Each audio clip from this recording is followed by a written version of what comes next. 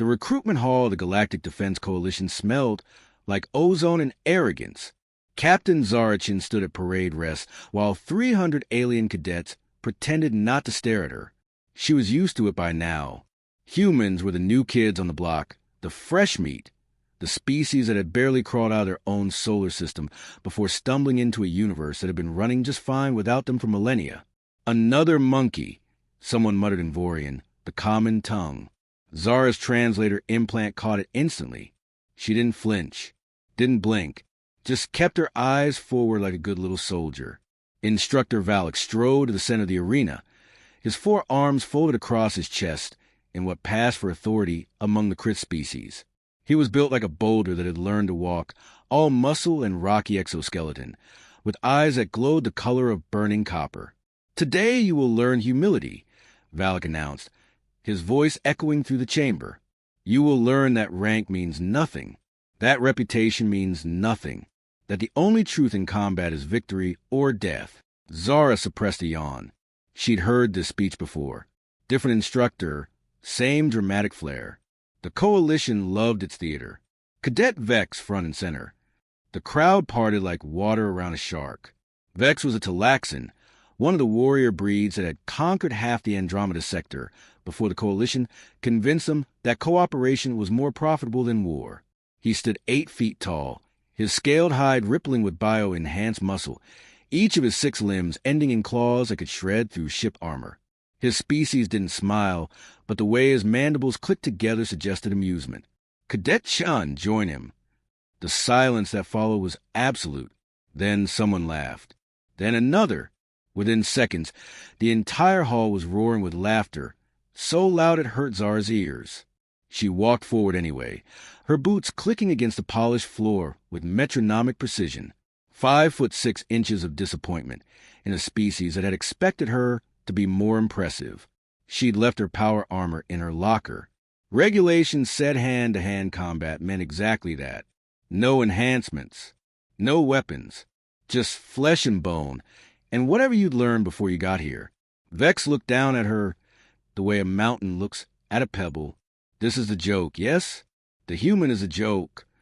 The human is your opponent," Valak corrected, though his voice carried its own thread of amusement. "First blood wins. Lethal force is prohibited. Medical teams are standing by. Begin when ready." Vex stretched, each of his limbs extending to their full length, showing off, making it clear that he had reach, mass, and evolutionary advantages that Zara couldn't match in 1,000 years. "I will try to be gentle, little mammal. Your bones look very soft." Zara finally allowed herself to smile. It wasn't a nice smile. It was a smile her drill instructor back on Earth used to wear right before he made everyone's life absolutely miserable. "That's sweet of you. I'll try to make this quick." The laughter returned, louder this time. Even Valak's rocky face cracked into something resembling a grin. Vex moved first, because of course he did. Speed and aggression, the hallmarks of Talaxan combat doctrine. His upper arm swept in from both sides, intending to grab her shoulders and lift her off the ground. A simple opening that would let him establish dominance and control the flow of the fight. Zara dropped into a crouch, so fast she seemed to teleport. The claws whistled over her head, disturbing her hair but finding only empty air. She pivoted on her left foot, drove her right heel into the joint of Vex's lower left knee, and rolled backward before he could process what had happened. The Talaxan stumbled. Not much, just enough to show that the invincible warrior could be touched. The laughter died like someone had flipped a switch. Vex's mandibles stopped clicking. His eyes narrowed to slits. "Lucky." "Sure," Zara agreed. "Let's go with that." He came at her again, this time with actual intent. All 6 limbs working in concert, a whirlwind of scales and claws that could dismantle a combat drone in seconds. The crowd pressed closer, eager to see the human get shredded. Zara moved like water, like smoke, like something that shouldn't be possible for a species without natural armor or redundant limbs. She slipped between strikes that should have connected, redirected blows that should have crushed her, used Vex's own momentum against him in ways that made the physics professors in the audience start muttering about leverage and mass distribution. She didn't attack. Not yet, just offended, evaded, made him work for every inch of ground. Let him get frustrated. Let him get sloppy. Stand still. Vex roared, his composure cracking like old paint. Make me! Zara shot back, and it was that smile again. He lunged with all 6 arms extended, trying to simply overwhelm her with reach and power. It was a mistake. Zara had been waiting for him to overcommit. She ducked under the grasping claws, stepped inside his guard where those long limbs became a hindrance rather than advantage, and drove her palm into the soft tissue under his jaw with surgical precision. Vex's head snapped back. His eyes went unfocused. He staggered, trying to recover, but Zara was already moving. She hooked her leg behind his, shoved against his chest, and used basic physics to send 300 pounds of apex predator crashing to mat like a falling tree. She was on him before he could rise, her knee on his chest, her hand wrapped around one of his mandibles in a grip that promised pain if he moved wrong. "Yield," she said quietly. Vex stared up at her, his copper eyes wide with something between shock and rage. "How?" "I asked you to yield." For a long moment, nothing happened. The entire hall held its breath.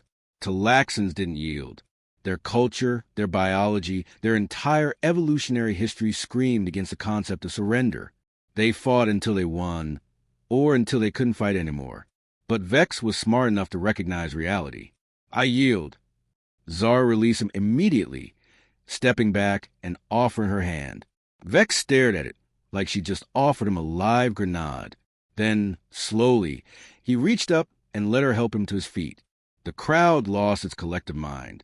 Instructor Valak waited for the noise to die down, which took longer than Zara expected. When he finally spoke, his voice carried a note of something new. Respect, maybe, or at least the absence of mockery. "Can you explain what happened here, Cadet Chen?" Zara shrugged. "Earth is a high-gravity world compared to most coalition planets. We're shorter and denser because we had to be. Our species didn't have claws or natural armor, so we developed tools, weapons, tactics. We learned to fight things bigger and stronger than us because everything on our planet was bigger and stronger than us. Evolution makes you adapt or die, and we adapted. And the technique? Valak pressed. Mixed martial arts. Judo. Brazilian Jiu-Jitsu. Krav Maga. Wing Chun. Muay Thai. Boxing. Wrestling. Humans have been fighting each other for thousands of years, and we've gotten really, really good at it. We cataloged everything that works and threw away everything that doesn't. What you just saw wasn't luck. It was 10,000 years of accumulated knowledge about how to break things that don't want to be broken. Vex rubbed his jaw, his pride visibly bruised, but his intelligence intact. "You let me tire myself out.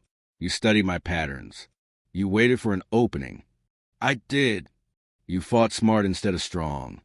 "That's generally the idea, yeah."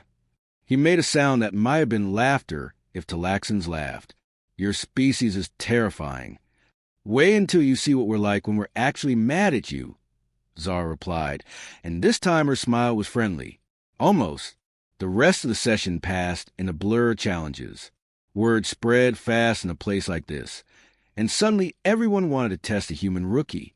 Zara accommodated them. A Vorian heavy trooper who relied on brute strength found himself on his back in under 30 seconds.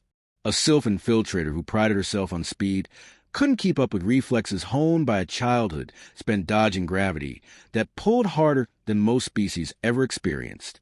A Korthian strategist who tried to outthink her discovered that humans had been wargaming since before his species invented the wheel. By the time the training bell rang, Zara had fought 11 opponents and won 11 times. She was exhausted, bruised, and pretty sure she'd pulled something in her shoulder, but she was still standing. That counted for something. Vex found her in the medical bay afterward, nursing a bag of ice against her ribs. He'd brought his entire squad with him, which made Zara tense until she saw they weren't carrying weapons. That was not beginner's luck.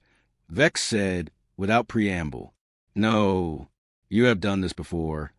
Military family. Dad was a Marine, Mom was Army Rangers. I could throw a punch before I could write my own name." Zara shifted the ice pack, wincing. "You hit hard, by the way." Pretty sure you cracked something. The medics say you will heal. Your species regenerates quickly. He paused, mandibles clicking in thought. I would like to train with you. Learn your methods. Zara raised an eyebrow. Seriously? A warrior who cannot adapt is a dead warrior. You have shown me that I have been complacent, that I have relied on advantages that will not always be present. I would correct this. And if I say no, then I will respect your decision and leave you alone. Vex's eyes met hers, and there was no deception in them, just honest curiosity. But I hope you will not say no. Zara considered it. This could be a trick, could be some elaborate revenge plot. But her instincts, honed by years of reading people who wanted to hurt her, said otherwise. Vex was genuinely impressed, genuinely interested, and genuinely humble enough to admit he'd been beaten. Fine, she said finally, but we start slow. And if you laugh at me even once, I'm out. I will not laugh. Your friends? She nodded at the squad, watching from the doorway. They will not laugh either. Vex turned to his companions and barked something in his native language. They all snapped to attention immediately. They understand the consequences of disrespect. Good. Zara stood up, testing her weight on her legs. Everything hurt, but nothing was broken that wouldn't heal. Tomorrow morning, 0500, Auxiliary Gym 3. Bring your pride and leave your ego at the door. I will be there. He left, his squad trailing behind like ducklings. Zara waited until they were gone, then let herself collapse back onto the medical bed with a groan. Her body was screaming at her in 17 different languages, all of them variations on "What were you thinking?" But she was smiling, because for the first time since she'd arrived at this place, she wasn't a joke, wasn't the monkey, wasn't the primitive species that everyone expected to wash out in the first month. She was Zara Chen, and she just made the entire coalition realize that humans were a lot more dangerous than they looked. This was going to be fun. The auxiliary gym at 0500 was supposed to be empty. Zara had specifically chosen this time and location because nobody in their right mind trained before dawn unless they were either insane or human. Apparently, the universe had a sense of humor, because when she arrived, she found 47 cadets waiting for her. Vex stood at the front, looking apologetic in the way that 8-foot-tall killing machines could look apologetic. Word spread. They all wished to learn. Zara stared at the crowd. Talaxans, Vorians, Sylphs, Korthians, even a few species she couldn't name yet, all of them watching her with expressions ranging from curiosity to skepticism to outright hostility. Great. Fantastic. This was exactly what she needed before breakfast. Anyone here think this is a waste of time? She asked, pitching her voice to Carrie. About half the hands went up. Honest, at least. Good. Doubt keeps you sharp. Anyone here think they can take me? All the hands went up. Even Vex. Those came up slower than the others. Zara grinned. Even better. Let me tell you how this is going to work. I am not your friend. I am not your therapist. I am not here to make you feel good about yourselves. I am here to teach you how to survive when everything goes wrong, when your equipment fails, when your backup doesn't arrive, and when the only thing standing between you and death is the stuff you learned before you needed it. She started pacing, making eye contact with each of them in turn. Human combat doctrine is built on one simple principle. We are not the strongest. We are not the fastest. We are not the toughest. But we are the meanest, most stubborn, most vindictive species you will ever meet, and we have spent our entire evolutionary history figuring out how to kill things that should have killed us first. A Vorian in the back row snorted.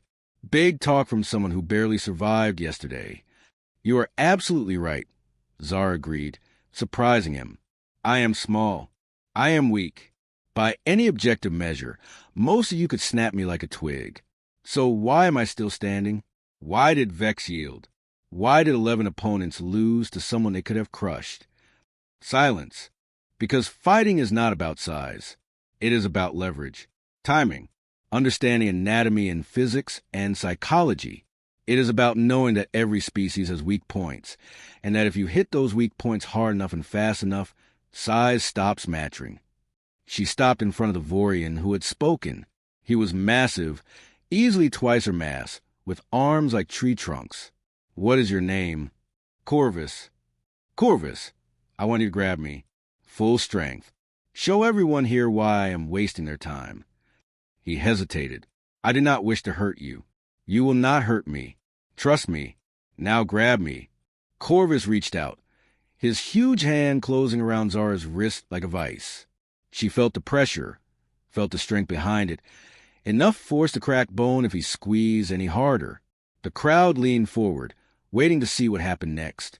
Zara rotated her arm against his thumb, the weakest point of his grip, while simultaneously stepping into his space and driving her other hand into the nerve cluster just above his elbow.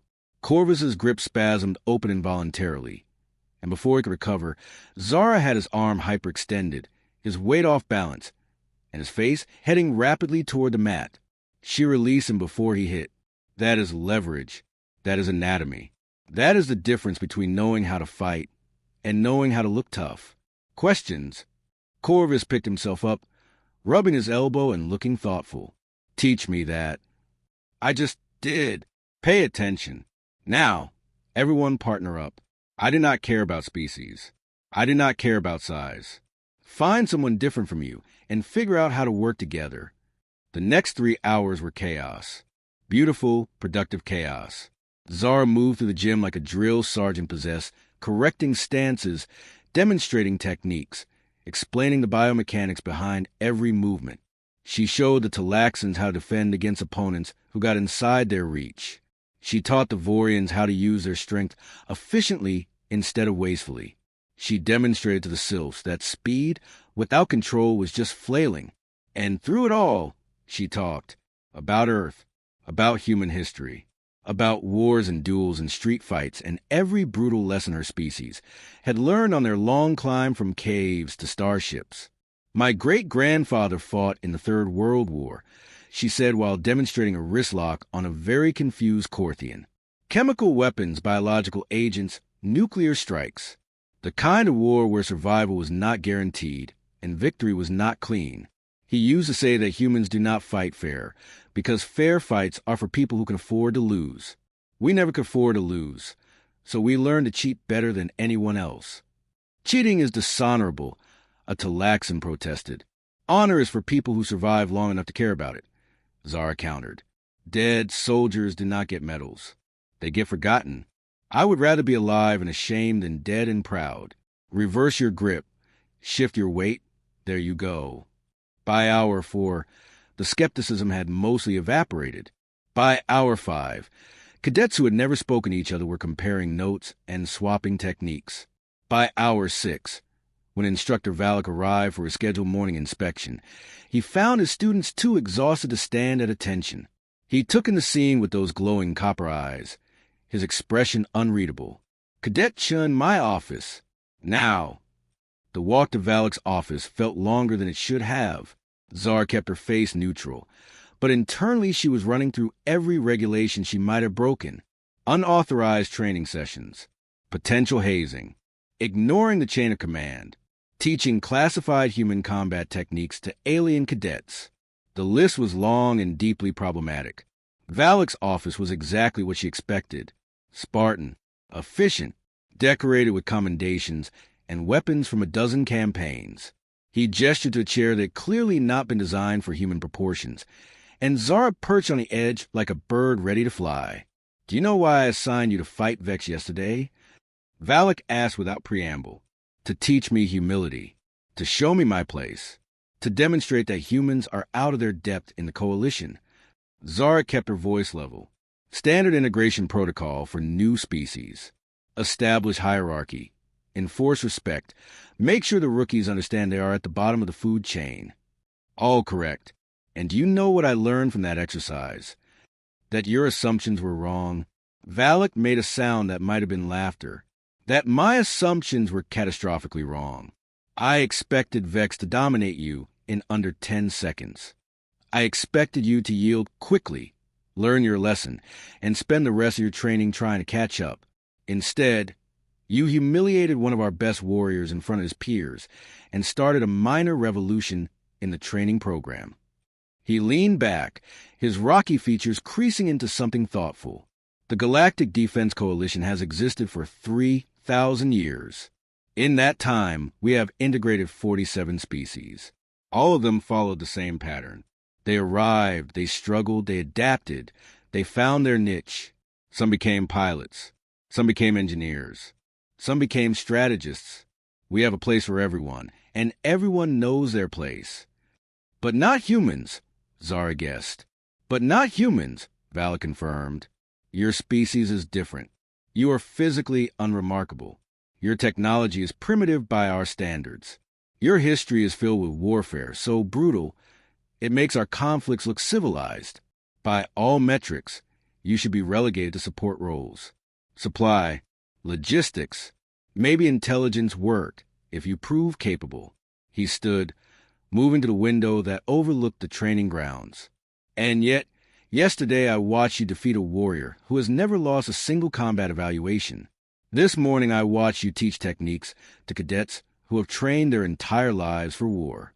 You are turning everything we thought we knew about combat effectiveness upside down. Is that a problem? Zara asked carefully. That is a revolution, Vala corrected.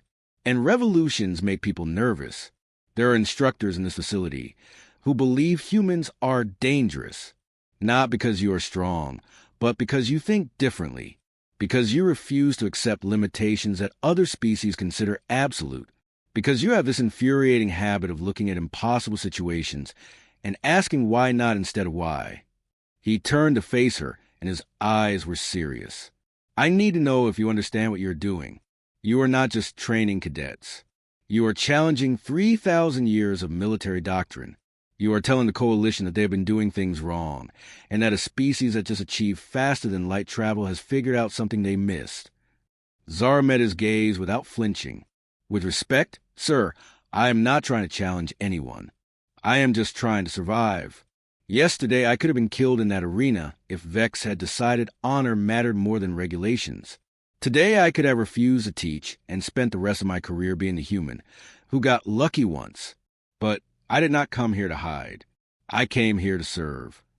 And if serving means making enemies, if it means other species resent you for threatening their position, then I will deal with that when it happens. But I will not apologize for being good at what I do, and I will not pretend to be less capable than I am just to make other people comfortable. The silence stretched between them. Then Valak nodded slowly. Good, because as of this morning, you are being assigned to advanced combat training, accelerated track. You will be teaching a formal class on human combat methodology twice per week. Your curriculum will be reviewed and likely adopted across the Coalition training program. Congratulations, Cadet Chen. You are now responsible for fundamentally changing how the galaxy fights wars. Zara blinked. Sir, you heard me. Dismissed.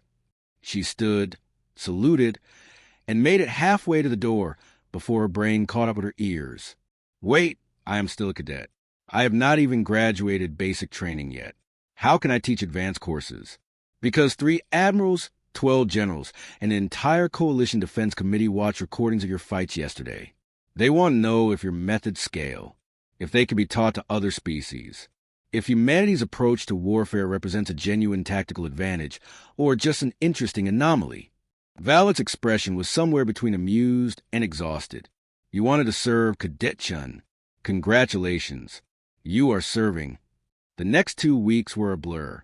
Zara taught classes, attended classes, sparred with opponents ranging from curious scientists to veteran soldiers who wanted to test themselves against the human style. She revised training manuals, consulted with xenobiologists about alien anatomy, and spent every spare moment either unconscious in her bunk or awake in the gym. Vex became her unofficial assistant, translating techniques between species and helping demonstrate concepts that required anatomy she did not possess. Corvus appointed himself her bodyguard after Sylph traditionalists tried to ambush her in a corridor. Word spread to the station faster than light, and suddenly everyone had an opinion about the human rookie who thought she could teach the galaxy how to fight. Some cadets loved her. Some hated her. Most were too busy trying to keep up with her training regimen to care either way. On the 15th day, Admiral Krentz summoned her to command. He was a Vorian elder, scarred from centuries of combat. with eyes that had seen civilizations rise and fall. He did not waste time on pleasantries. "Your teaching methods work," he said flatly. "Injury rates are down 30%. Combat effectiveness scores are up 22%. Cadets are adapting faster and retaining information better. You have done in 2 weeks what our best instructors could not do in years." "Thank you, sir. I am not finished. You have also created controversy. 17 formal complaints, 32 informal grievances, 6 species representatives demanding your methods be restricted to human-only units. They say you are corrupting traditional combat doctrines, making soldiers question authority, teaching dangerous techniques to species that do not have human restraint." Zara kept her expression neutral. "And your response, sir?" Krent smiled, and it was not a pleasant expression. "I told them that war does not care about tradition, that soldiers who cannot adapt are soldiers who die, that if their pride is more important than victory, they are welcome to train separately and see how that works out for them on the battlefield." He leaned forward. "The galaxy is changing, Cadet Chen. New threats emerging, old enemies regrouping. We need warriors who can think, not just fight, who can adapt, not just follow orders. Your species understands this in ways we forgot centuries ago. So keep teaching, keep pushing, keep making people uncomfortable. That is an order." "Yes, sir.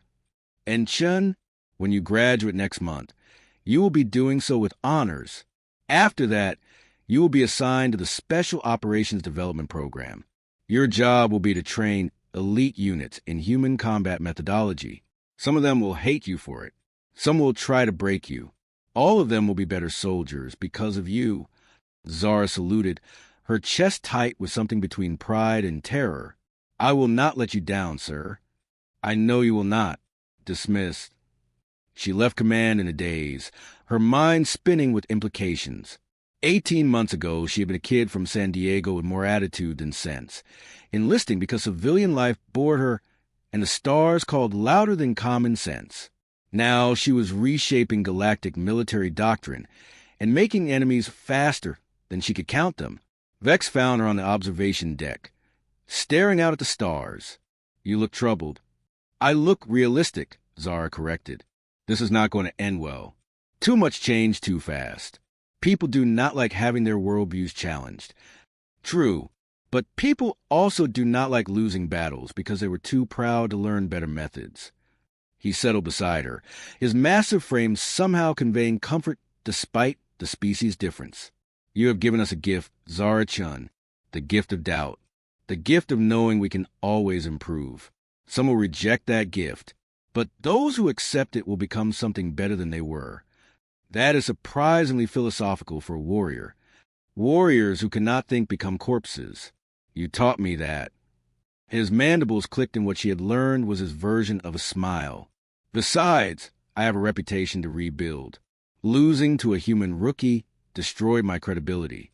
The only way to restore it is to become better than I was. You are helping me do that." "I kicked your pride in the teeth." "Yes, it needed kicking. Pride makes you stupid. I prefer being smart." They stood in comfortable silence, watching distant ships maneuver through the void. Somewhere out there, beyond the Coalition's borders, threats waited.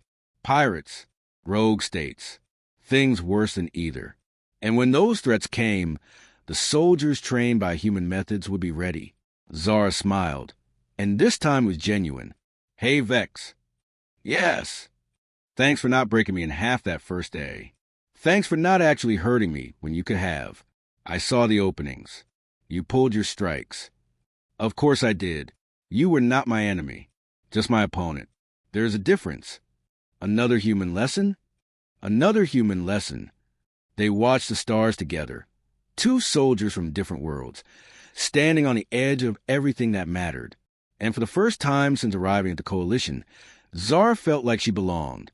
Tomorrow would bring new challenges, new fights, new enemies who thought humans were weak. Let them come. She was ready. They all were. Retry.